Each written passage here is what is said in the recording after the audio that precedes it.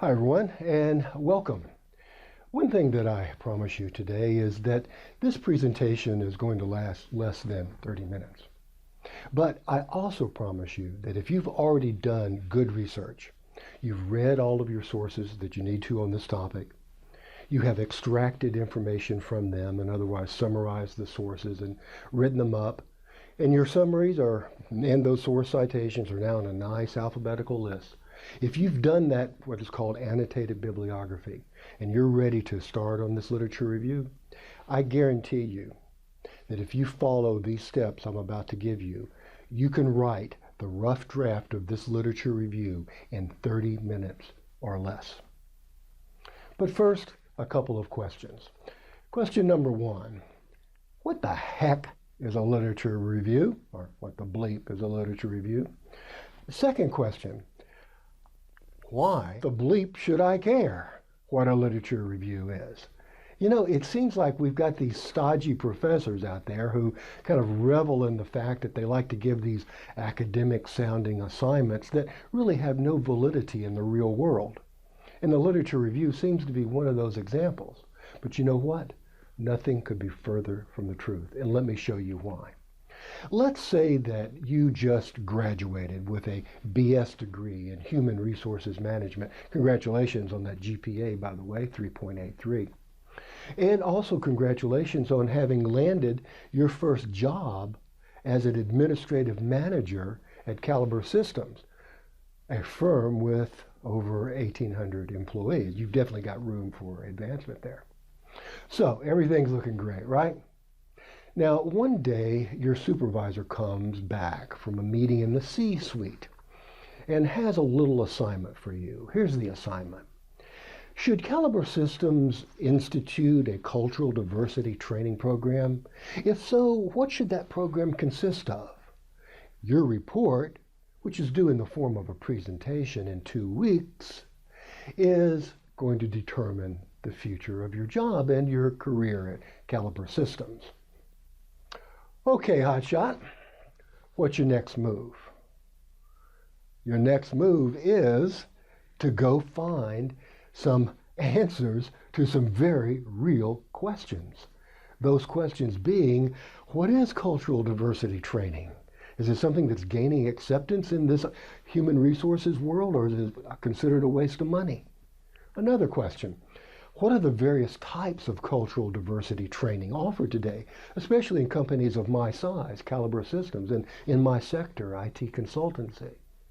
Third question, what have been the impacts, both positive and negative, of cultural diversity training on companies? In other words, before you make a recommendation, you've got to have answers to those questions. Guess what? I got some good news for you. The experts have already answered all those questions before you.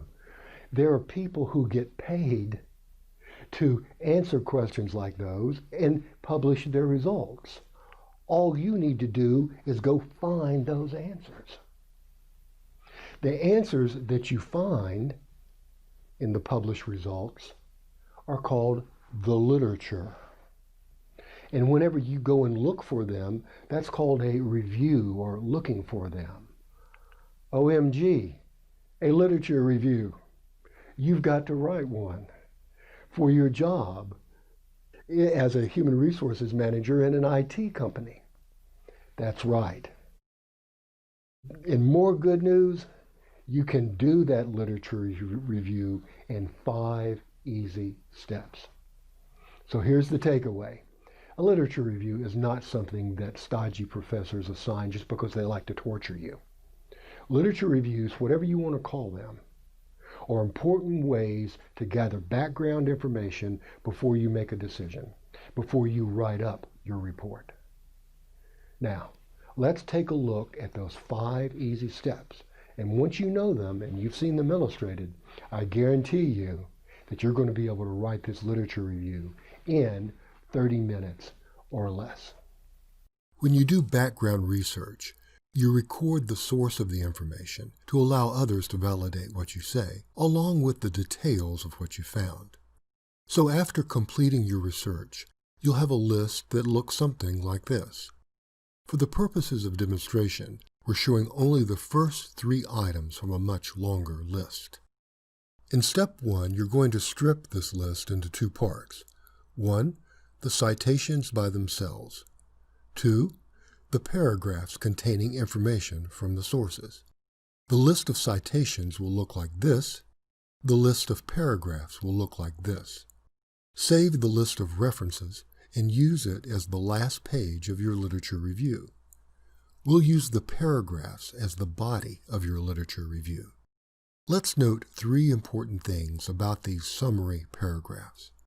First, each paragraph at its beginning contains an in-text citation to its source. Because we're using APA style, the in-text citation consists of the author's last name plus the year of publication in parentheses.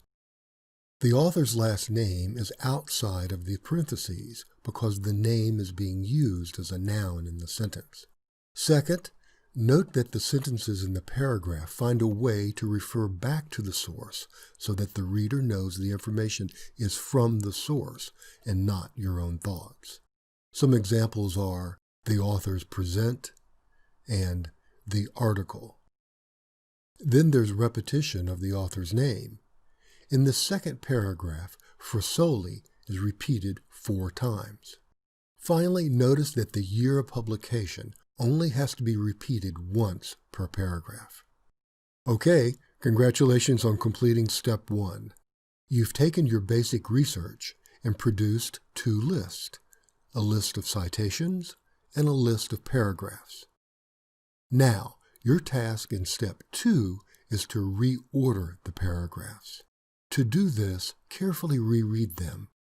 As you do, find similarities and differences that will allow you to reorganize the paragraphs in a logical order based on the connections you find among them. During this step, keep in mind, there will be no one universally correct sequence. The best sequence is the one that you find and apply effectively. For example, in our first paragraph, the annotation says the authors studied storytelling as a way to increase communication in a culturally diverse workplace. So, this source is presenting a strategy or a solution for a problem. Let's label it Solution. Next is a 1996 article by Fine that calls cultural diversity in the U.S. workplace, quote, perhaps the most pressing challenge of our times. Obviously, we'll label this paragraph a description of the problem. Next, Frasoli describes interviews with a West African man that were hindered because the 2 men had different attitudes toward technology and communication. Frasoli underscores the need for flexibility and understanding and accepting how someone can be culturally different. So let's label this one Problem plus Need for Understanding. So a clear pattern is starting to emerge. Sources that we're finding on this topic describe either the problem or solutions to the problem. Thus, to complete step 2, we will rearrange the summaries according to this problem-solution pattern that we're seeing. Here are 7 of the summaries rearranged. Now, a real lit review would have far more sources in order to be thorough. But in any case, we've imposed a clear organizational pattern on our summaries. Our next step, step 3, you decide which summaries should stand alone as a body paragraph and which could be combined. Your decision will be based on 2 factors. Factor 1, how closely related the summaries are. The closer their relationship, the more reason you have to combine them. Factor 2 is their length. Try to limit your body paragraphs to 10 to 14 lines. The Fine article can stand alone as a body paragraph because it offers an overview of the problem that dates back to the previous century. The next 3 sources each studied a different group of culturally diverse workers and concluded the same thing. But the 3 summaries together are too long for a single paragraph. So the first 2 can be grouped on the basis of geography, a man in West Africa and non-native workers in Australia, thus presenting a worldwide problem. The Sweeney and Zhu study brings us back to the U.S. and is long enough and important enough to merit its own paragraph. All three studies, now combined into 2 paragraphs, are tied together by one theme. Mastery of language by itself is not enough. Preparedness to deal with cultural differences is also necessary. This need to be prepared provides a natural transition to the last 3 summaries that all discuss solutions. So the body of this literature review will have 5 paragraphs. 1. The first body paragraph will set the stage by defining the problem.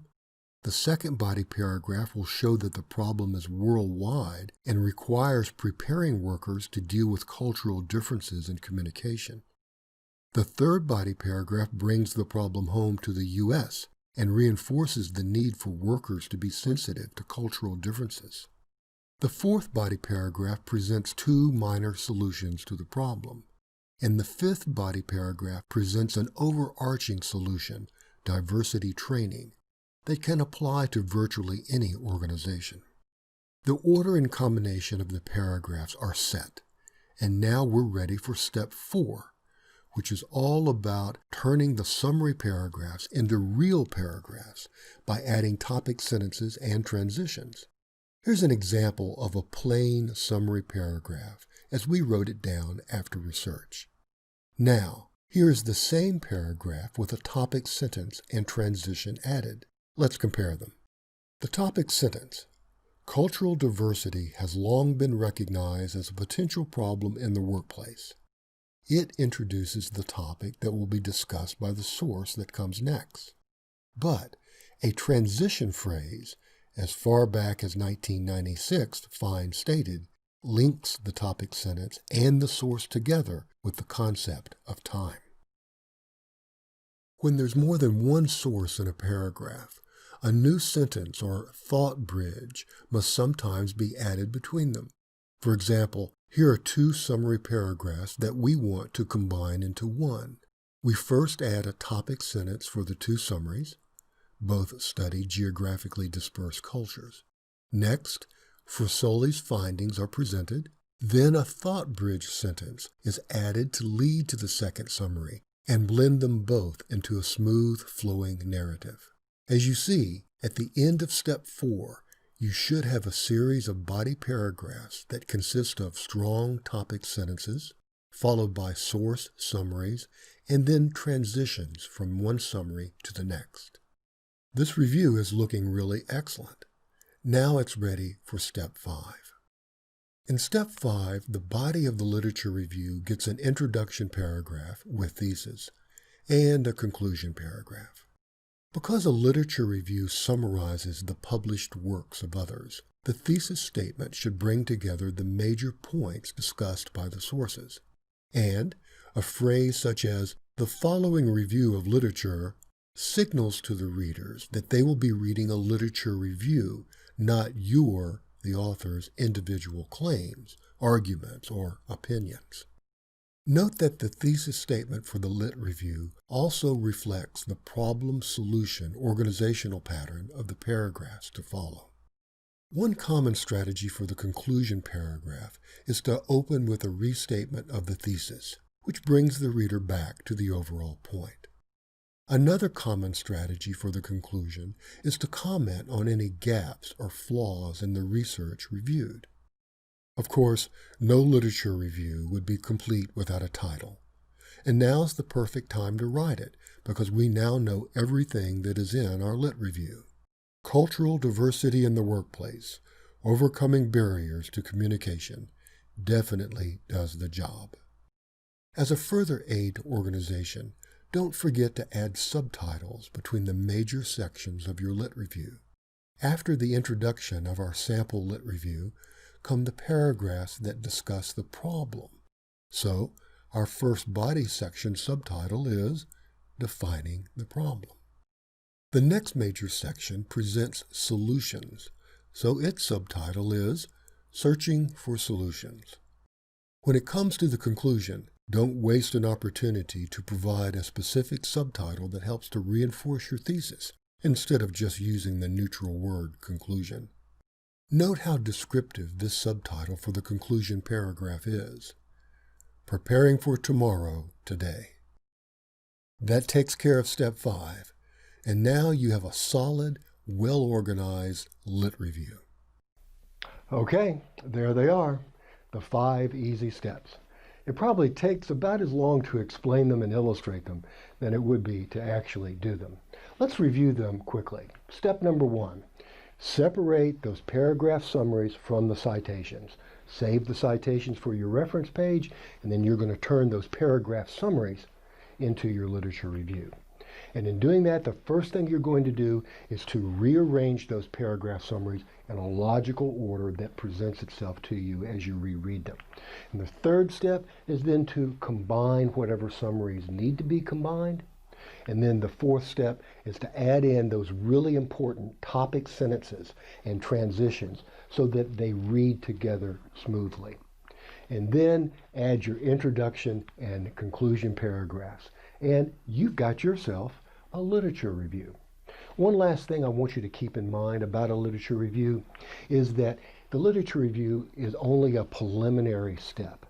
In other words, it's something that you do to gather background knowledge, to kind of bring yourself up to date to the state of the art so that you know exactly what has gone on before and what's taking place right now.